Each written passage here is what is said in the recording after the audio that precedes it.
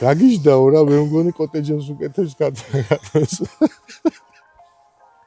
ხო, სინამდვილეში როგორ იყო ამის ისტორია, რომ ჩემი ფიზიკურობიდან გამომდინარე არ მიხდება ეს პაწაფერმა და ჩემს დაპაწავებას ჯობია ფერმა გავზარდო და პროპორციაში მოვასწრო. პაწაგოგო რომ იარება ის გადაცემაო და ხო, მოკლედ პაწაგოგოს გადაცემას ვიწყებთ. უკეთესი დარჩა.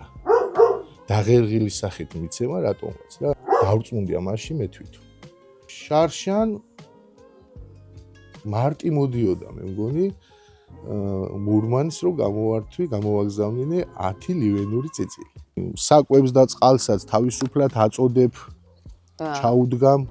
მერე დასაჭერადაც მარტივია სიტყვაზე, სამწუხარო რეალობა ის არის, რომ რა ვიცი, სოფელში ვართ, მაგრამ ადგილობრივები ყიდულობენ კვერცხს. უკვირთ როგორ ზდი წიწილს და არ იღუპება.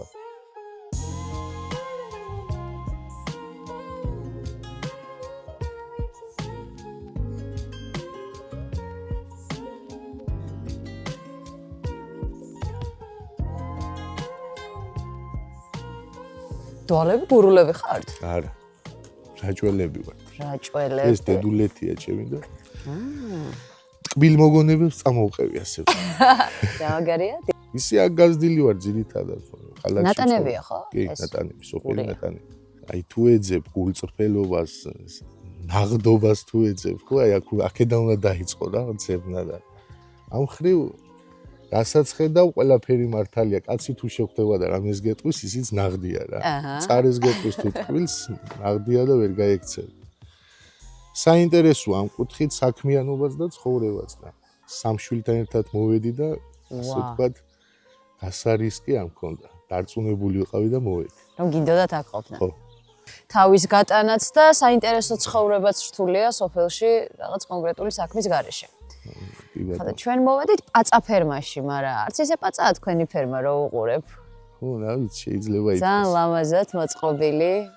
პაწაფერმასაც თავისი ისტორია აქვს, ხო, აი კითხებიან ხოლმე რა საკეთებ, ეს ყავს, ის ყავს. პაწაფერმა გქონიაო და რატო? ახლა ერთი დილემის წინაშე ვართ, რომ ჩემი ფიზიკურობიდან გამომდინარე არ მიხდება ეს პაწაფერმა და ჩემს დაპაწავებას ჯობია ფერმა გავზარდო და პროპორციაში მოვასწრო. თუ გაიზარდა ფერმა სახელს ხوار უცვლით.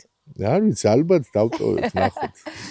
და ნახოთ ამ პაწაფერმაში როგორ კეთდება დიდი საქმეები. სხვათა შორის სანამ ნახავთ ამ საქმიანობას, ბარემ იუმორით დავიწყოთ. ეს რომ დამიკავშირდა რეჟისორი, რომ გადაღებას აპირებდა, თქვი რომ ასე მოსვლას აპირებენ მეთქი და ვერ გაიხსენეს გადაცემა. და მოკლედ თქვენი გადაცემა გურიაში მონათლული ასე. რომელია მაიო? ასე აუხსენდა. პაწაგოგო რომ დარდი. პაწაგოგო რომ იარება ის გადაცემაო და ხო, მოკლედ პაწაგოგოს გადაცემას ვიწყებთ, ხო? პაწაფერმაში. პაწაფერმაში, წავედი. ეხლა გვიწევს ჭამა, დილის საუზმე. და გაკვირდებით გიყურებთ, ნახოთ როგორ ართმევთ თავს თქვენს საქმეს. სულ რამდენი ფრთა ყავთ? 150 ფრთა არის დაახლოებით. ო, შვენიერი. თავიდან როგორ დაიწყეთ? თავიდან სხვათა შორის სენაკის ფერმიდან შევიძინეთ 10 ცალი წიწილი. 10 წიწილით დაწყებული ამბავია, როგორ მიყვარს? ხო, საკვებზეც თეორიის სიტყვა. ხო. ბევრს კითხვა აქვს თავისთავად, რომ მოხმარების პროდუქტია, ხო და როგორ ყვებავთ, რას იყენებთ და ჩვეულებრივად ტრადიციულად სამი ტიპის მარცვალი, ქერი, სიმინდი, ხორბალი, პატარა წისქვილი შევიძინეთ და დაღერღილ სახით ვაძლევთ. და ის სიცივეები, ყინვები როცა არის და ზამთრის პერიოდია, ასე ვთქვათ, ვაძლევთ ვიტამინიზირებულ საკვებსაც, კომბინირებულს. ვამზადებთ ასე ბუჩკაში. ხო, რატომ დაღერღილი? სხვათა შორის შეიძლება გამოცდილ ფერმერებს გაეცინოთ, მაგრამ უკეთესი დარჩა. დაღერღილი სახით მიცემა რატომაც რა. დავწმუნდია მაშინ მე თვითონ. დაკვირვება? ხო, აი მაგალითად მოხმარების შემდეგაც როცა დავკალეთ ფრინველი ოჯახისთვის მაგალითად უფრო გაზრდილია, უფრო ქონის რაოდენობაც უფრო მეტი იყო და ფრინველიც ძალიან კარგად ზნობს თავს და ალბათ უფრო ერგება, არ ვიცი, ასე ზუსტად ვერ გეტყვი. ესე იგი თქვენი ფერმა ახლა რა პერიოდს ითვლის? დაახლოებით? შარშან მარტი მოდიოდა, მე მგონი, მურმანს რო გამოვაგზავნინე 10 ლივენური წიწილი. მურმანი ჩვენი რესპონდენტი სხვათა შორის სენაკიდან. აქედან მინდა ძალიან დიდი მადლობა გადაუხადო რისთვის. გულახდილობისთვის და აი მისი მოცემული რჩევა-დარიგებებით მოხდა ეს ყველაფერი რა. კი მეც ვეცნობი ლიტერატურას რაღაცებს უყურებ, ვკითხულობ, სხვა სვის გამოცდილებასაც ვიზიარებ, მაგრამ ძირითადი მაინც მურმანის მითითებები გამოდგა ასეთი.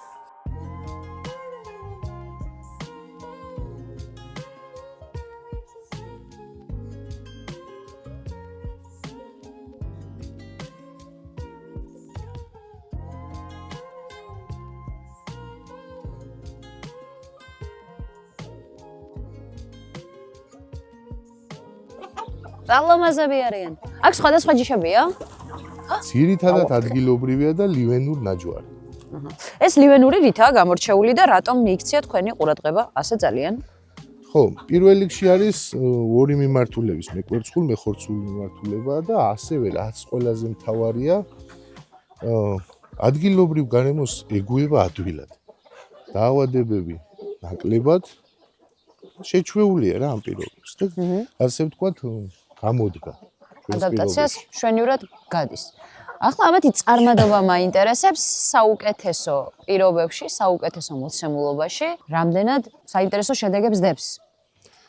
ხო, სხვათა შორის აქცენტი არა გვაქვს გაკეთებული ზომაზე და წონაზე. ცოტა ისეთი საკითხია, ჩვენ სხვანაირად ვხედავთ ამ ყველაფერს, რატომღაც ეხლაც აი წიწილზე იქნება თუ ქათამზე, როცა მომხმარებელი გიკავშირდება, რამდენი კილოგრამი პირველი შეკითხვა, ნომერ პირველი შეკითხვა, რომ რამდენი კილოგრამი გახდება 2 თვეში, 3 თვეში, ერთ კვირაში. ხოდა თავისთავად კორექტულად გასცემ პასუხს, მაგრამ სინამდვილეში ჩემი სუბიექტური აზრია, რომ ძალიან სასაცილო ამბავია რა, რომ ჩვენი ინტერესები გადანაცვლებულია იქეთკენ, რომ რაც შეიძლება ნაკლები ხარჯით მივიღოთ ბუმბერაზი, ქათამი და მეტი მოგება დაგვრჩეს და ჩვენი ხაზი ზუსტად არის რაც შეიძლება მეტი ბუნებრივი, ნატურალური და ზომას არ აქვს ასე ვთქვათ დიდი მნიშვნელობა. ხარისხია ყველაზე მნიშვნელოვანი. თუმცა კი აი მაგის თქმა მინდა. შერეული ყავს ხო ადგილობრივი ქათმებიც არის. სწორი კვებით თავისთავად წყალი ძალიან მნიშვნელოვანია. სუფთა წყალი კონდეს, პირობები სუფთა კონდეს. არაჩვეულებრივ შედეგს იძლევა ისედაც, ვთქვათ, უჯიშო სუფთა სისხლი რომელიც არ არის და არ ვემდურით და რატომაც არა. დაახლოებით როგორ მერყეობს წონის ნაწილში და მეკვერცხულიც ყავთ მიმართულება თუ? კი, როგორ. და მეკვერცხულიც როგორ მუშაობს? მეკვერცხული ლივენურიც და ლივენურ ნაჯვარიც ფაქტიურად დღეს არ კარგავს, ყოველდღიურად დებენ კვერცხს. მათ შორის ძალიან 5 თვის სასაკიდან უკვე დაიწყენ კვერცხდება, ამინდებმა შეუწყო ხელი. ინკუბატორზე როცა დავიწყეთ მუშაობა, ამან აშკარად იჩინა რა თავი, რომ არ გამოიჩეკა ასე ვთქვათ იგივე რაოდენობა, რაც ინკუბატორი გაქვთ თქვენ? კი. ხო, მოკლედ მე-6 თვეში დაახლოებით დავკალით გასუფთავებული, აი გამზადებული კერძისთვის, გამოვიდა 2 კილოგრამი და 100 გრამი. აი შეხორცებაც, ის ცხიმის რაოდენობაც მისაღები და ნორმალურია. ნორმალური მოთხოვნისთვის. ასე ვთქვათ, მომხმარებლისთვისაც, ვისაც ხარისხზე აქვს თავარი აქცენტი გაკეთებული და არა ზომაც. თავარი კომპონენტი მაინც კვების ნაწილია, ალბათ, ხო? ვერ ვიტყვი ასე, იმიტომ რომ სისუფთავეს ძალიან დიდი მნიშვნელობა. აი შიგნითაც შევიხედოთ. შევიხედოთ.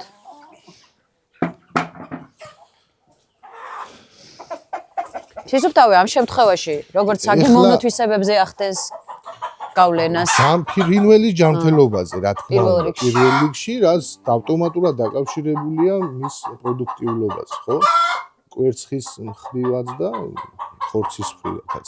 ეხლა რატომ აი ეს თივის საფენი სხვა ვარიანტებიც გამოიყენება ხის ბურბუშელა, ასე ვთქვათ, მაგრამ სამწუხაროდ არ არის ასე ადვილად ხელმისაწვდომი. აი ამას ჭირდება სპეციალური პრეპარატი, რაც ეს ამიაკის სუნი მოისპოს, არსებობს სპეციალური ბიობაქტერიაც და ხშირი ცვლა ამის, რომ სუფთად იყოს ფრინველი. ბუდეებში საფენების ხშირი გამოცვლა, ხო და ეს განაპირობებს და თავისთავად სწორი კვება და კარგი კვება. სხვათა შორის აქ საინტერესო ის არის, რომ ჯიშზე როცა ვსაუბრობ და სუფთ, აი რატო დავარქვით იმას ნორდია მეთქი, იმას გამზადებული უნდა ყველაფერი თავს არ შეიწუხებს ნადირობით. აი ადგილობრივი ფრინველი უფრო ველურ პირობებს მიჩვეულდება. ხო, ადაპტაციას უფრო კარგად გადის და თავს გადაირჩენს ყოველთვის. აი ლივენურის დედლები მაგალითად ცოტა მძიმე წონის არიან, საბუდარზე ავტომატს კი უჭირთ. ხო, ეს არის. ხო, ცოტა დაბალზე თუ არ გაუკეთე, შველას ითხოვენ. ადგილობრივი ქართული ჯიშები სუფთა სისხლი ყავთ? სუფთა სისხლი არა, მაგრამ გვინდა რომ სელექციით გამოვიყვანოთ და დავიტოვოთ რა. მაინც გვინდა ყავდეს ლივენური და ადგილობრივ შევეჭიდოთ რამდენად გამოგივა სელექცია. ესე იგი, როგორ არის დაყოფილი ამ პაცა ფერმაში სექციები? ეს მაინტერესებს. იქით ხედავ პატარა ვოილერს, რომელიც გავს ხელით შექმნილ ძალიან საოცარ ლამაზ პატარა ხო, თუმცა სივრცეს ფრინველებს. გამოდგა რა ქვია, რომ ცოტა პომპეზურია ციცილებისთვის. ხო, ეხლა კოტეჯების თემა ძალიან პოპულარულია საქართველოში და რომ დავიწყე ამის კეთება, გაგიჟდაო რა, მე მგონი კოტეჯებს უკეთებს გადაგატოს. ხო, სინამდვილეში როგორ იყო ამის ისტორია, რომ ერთ-ერთ მეფრინველეობის საიტზე, ქართულ საიტზე დაიდო მომეწონა იდეა, მაგრამ ფასი იყო ძალიან არარეალური. ხო, არა, მიყვარს ადამიანი პირველ რიგში შეუნდა დააფასო შენი შრომა, ხო, მაგრამ სხვარია ყველაფერს და ეს არ უნდა იყოს რაღაცა კოსმიურ თანხებთან დაკავშირებული. საკმაოდ ეკონომიურად ჩემი ხელი თავაწყე, მაგრამ მე შეუთვლი იდეის ავტორს, რომ რაღაცები ჭირდება კორექტირება, რომ პრაქტიკაში ცოტა არ გამოჩნდეს. დააპატენტოთ კიდეც, კი გავს მართლა კოტეჯს. სხვათა შორის ბევრმა თქვა, რომ დამიმზადე, გადაგიხდი, ასე ვიზამ, მაჩვიდე, მაგრამ დროის უქონლობის გამო არ ხერხდება ასეთი რაღაცა. და ყველაფერთან ერთად რა ლამაზია ფერებიც და იყენებთ პრაქტიკაში? კი, როგორ არა, მაგრამ ეხლა გავაჩერეთ, იმიტომ რომ მართლა უნდა გადავაკეთო. ხო, რა პირდაპირ თქვათ, მოკლედ კარგია, ზამთარში ვერ გამოიყენებ ამას, სიცივია და არ გამოდგება. დანარჩენ პერიოდში, ასე ვთქვათ, საბუდარიც აქ არის, საკვებს და წყალსაც თავისუფლად აწოდებ, ჩაუდგამ. მერე დასაჭერადაც მარტივია სიტყვაზე. მაგრამ ჰიგიენურ ნორმებს ვერ იცავ რა, გამოწმენდა უნდა ხშირად, ხო? ეხლა 50 წიწილი რო აქ პატარა იმაში შევა კოტეჯში. ის კუთხეები ქმნის დაბრკოლებას და კარგად ვერ ასუფთავებ. და შეიძლება ცოტათი შეიცვალოს პროექტი და ისიც პრაქტიკული გახდება. ისინი არიან ვაიმე, ჩემი სიყვარულები, როგორ მიყვარს. კუჯა! ეს რა ლამაზია. აუ, ძალიან შეცივდება და ძალიან დავაზიანებ. იცა ნახეთ რა ლამაზია. ჩემო სიყვარულო. ვინ არიან ესენი? და რამდენი ლივენურ ნაჯვარები არიან ისინი ყველა. ეს რა ლამაზი ფერია, რო გაიზრდება ასეთ იქნება? არა, შეიცვლის. შეიცვლის? ჩემო პატარა. აი ამ პერიოდში რამდენად იმუნიტეტი ძლიერი აქვთ, როგორ ართმევენ თავს აი სიცოცხლის პირველ დღეებს? პირველი 2 დღეა სხვათა შორის ძალიან სარისკო რა. აი წეხა თქვი კიდევ ვარც, რომ მეც არა ვარ პროფესიონალი ამ საქმეში, ჩემი გამოცდილება არ ყოფნის ეხლა ამის პასუხის გაცემას. აი იღუპებიან და მიზეზი არ ვიცი, უნდა ვიკითხო, გავერკვიო მაგამ ბავში. თუმცა ამ 2-3 კრიზისულ დღეს როცა გადალახავენ, მე უკვე სწორი მკურნალობით, სწორი კვებით ფაქტიურად 21 დღეში მზად არის სრულად ჯანმრთელია ფრინველი. 21 დღიდან უკვე ვიწყებთ მარცვლეულზე გადასვლას, ოღონ ასე ვთქვათ, სხვადასხვა პროპორციით რა, ნელ-ნელა ვზრდით მარცვლეულის რაოდენობას და დაახლოებით თვე და 10 დღეში 15 დღეში სრულად არის გადასული ჩვეულებრივ მარცვლაზე. ანუ თუ ამ ორკვირიან ეტაპს გაუძლო, შემდეგ უკვე ძლიერად გრძნობს თავს, ანუ კრიზისული პერიოდი არის პირველი დღეები, ხო, სიცოცხლის როგორც ხდება. თან ნახეთ, როცა ინკუბატორიდან არის ეს ინკუბატორის ციძილზეა საუბარი.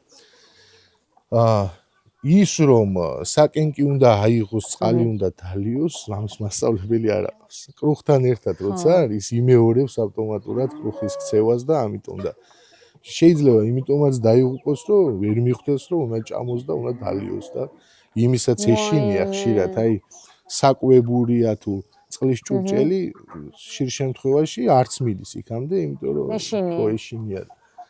ეს რისკებია, თორემ მერე იქით რო გადავლენ კოტეჯში ხელს რო ჩაყობ საკვების ჩასადება მოგაჭმევენ ხელს ისე დღეში არიან და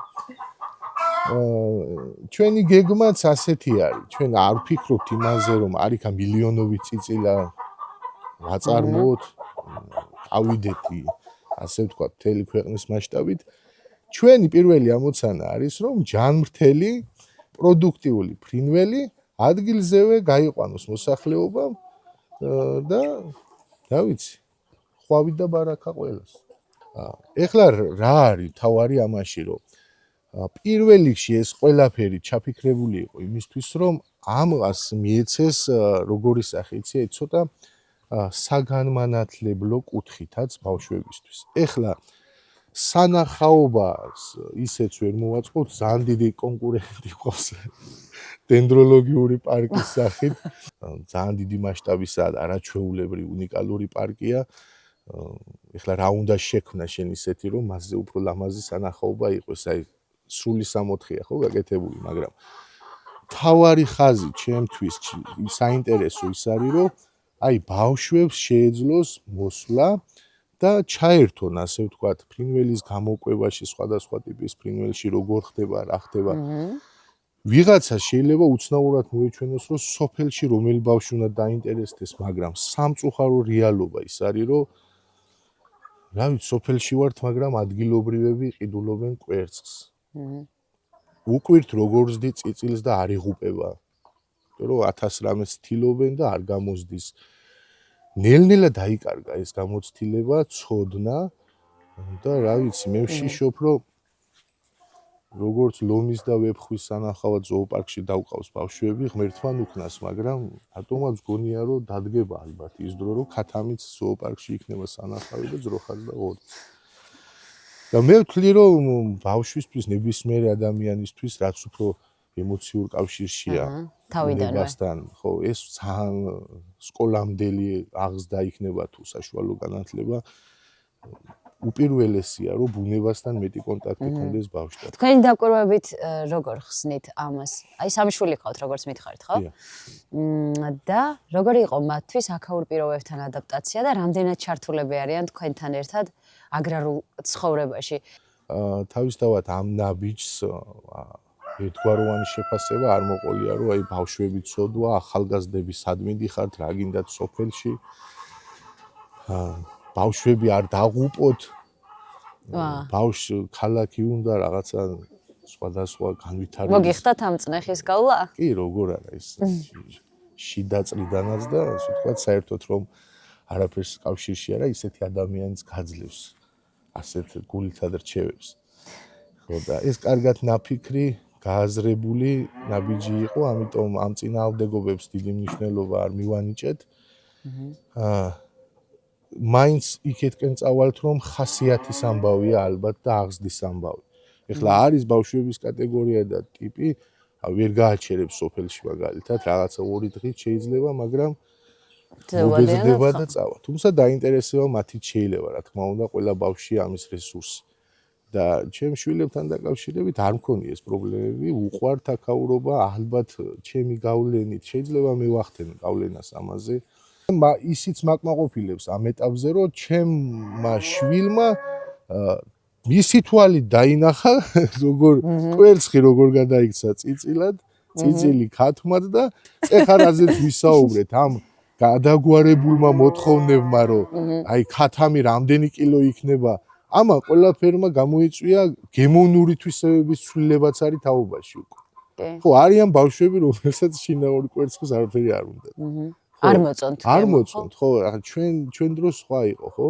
პირიქით გვიხაროდა და რაღაცებს ვაკეთებდით და ვიპარავდით. ერთი ქალბატონი ყავს გვერდზე, სოფლი და გადმოყვანილი. ცოტა ცუდად გამომივიდა, მაგრამ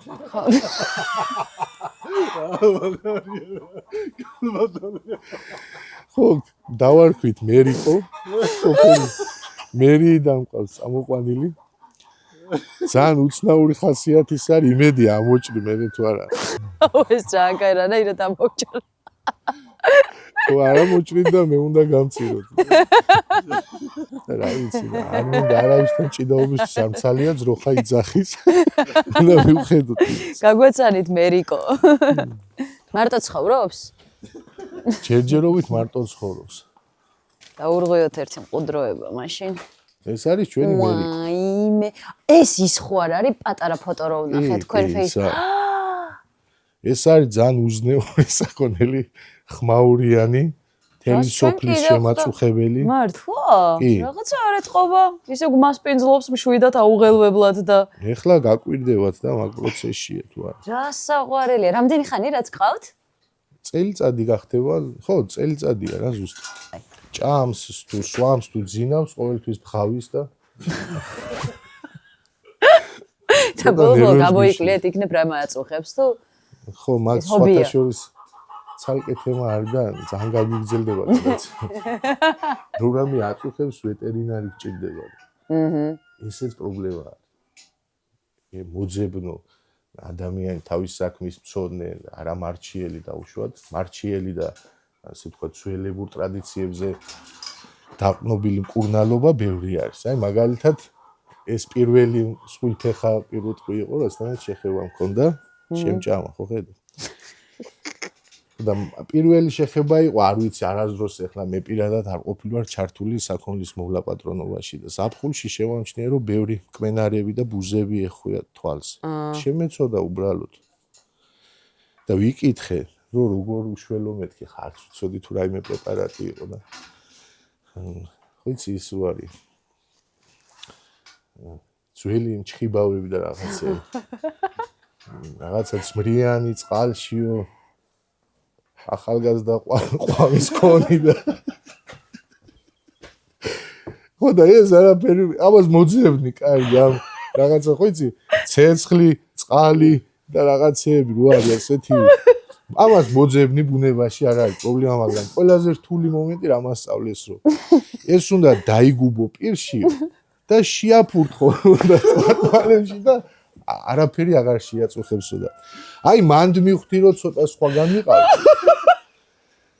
ხო და როცა შენი არიცი სხვას უნდა კითხო ხო იცი ნათქვამი როა მე მგონი როცა შენი არიცი ჯობია რომ შენი იცოდე აქტი წარმოიდი ხო აი შენ საკუთარ ძროხას რომელიც პირში რომ აზავებ რაღაცას და მე დედალი ყვავის კონი ხო აი ჯანდაბას წახვალ ნაბიჯზე თუ გიყვარს პირუტყვი მაგრამ თუ გიყვარს წინააღმდეგობაშია ხო როგორ უნდა შეაფურთხო თვალებში ან მე რანამუსით უნდა მოწვენო სიგიჟე ხო ჩვენ გვეცინება მაგრამ რა იცი რაშია საქმე იცი სოფლის მეურნეობას აიღებ, განათლებას აიღებ, სპორტს აიღებ, ყველგან გვაქვს ზუსტად ეს წყვეტა რომ რაც არ უნდა ვაძაგოთ ეხლა ფაქტია და ვერ გაიქცევი ხო აი საბჭოთა პერიოდის გამოცდილება თეორიული და საკმაოდ მაღალ დონეზე იყო სხვადასხვა მოთხოვნები იდგა მაშინ სახელმწიფოსთვის და აშკარად განვითარებული იყო ის ცოდნე ხალხი და იმის ნელ-ნელა წავიდა ის თაობა და ის წყვეტა არის ახალგაზრდა თაობა კიდე არ ინტერესდება ამით ეხლა გეუბნებით მართლა ხუმრობა გვერდზე გადავდოთ და აი ნორმალური ვეტერინარი რომ მოვიდეს ადეკვატური იყოს თავის საქმის მცოდნე იყოს და რაღაცა სწორად შევადარიგება მოქცეს არ არსებობს. ისე რა არის ამის მთავარი მიზეზი, რას ფიქრობთ? აი ახალგაზრდებისთვის რატომ არ არის საინტერესო აი ეს აგრარული მეცნიერებები და აი თუნდაც ერთ სოფელს ერთი ვეტერინარი რომ ყავდეს, რატომ არის ამდენად რთული? ძალიან კარგი შეკითხვაა და ეცდები მოკლედ გიპასუხო, მაგრამ ამდენად გავონიო არ ვიცი.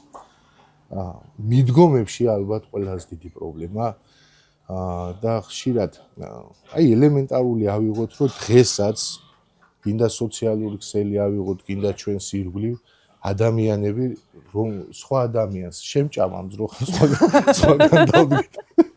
დღესაც დაუკვირდით თუ გინდა რომ ადამიანი რომელიც სოფელში შრომობს, რაღაც საქმიანობას ეწევა, ანუ უბრალოდ მაცხოვრებელი თუ არის, დღეს მოიხსენიება როგორც გლეხი. დამთავრდა ეს ტერმინი არ არსებობს, არ არის რელევანტური, ხო? დღევანდელობას რა გლეხსია საუბარი. გლეხი მოდის სიტყვიდან გლახაკი, ხო? აქ არ არის გლეხობაზე საქმე. ბავშვებს ეს ესმის, რომ ის გლეხია, ის ქალაქელია. მერე პრიორიტეტები სხვანაირად არის წარმოჩენილი. მერე ყველას იმისკენ მოწოდება, რომ სხვა უნივერსიტეტებში, სხვა ქვეყნის უნივერსიტეტებში უკეთესია სწავლა, ყველა დიპლომატი უნდა გამოვიდეს, ყველა ქირურგი უნდა გამოვიდეს. ამის არჩევანს ვერავის ვერ წაართმევდა, შეუძლია თამამად აერჩიოს, მაგრამ აი რაღაცა სტიმული კონდეს და სხვა კუთხით რო წარმოაჩინოს სოფელი და ბავშვს უთხრა, რომ შენ თუ არ მოინდომებ, ვერ გახდები კარგი ქირურგი, ხო, რა ვიცი, 10 წლეულები უნდა ისწავლო, რომ ამ პროფესიას დაეუფლო და ზოგს არ აქვს ამის რესურსი. რა ვიცი, დაკავდეს საინტერესო საქმით, ხო?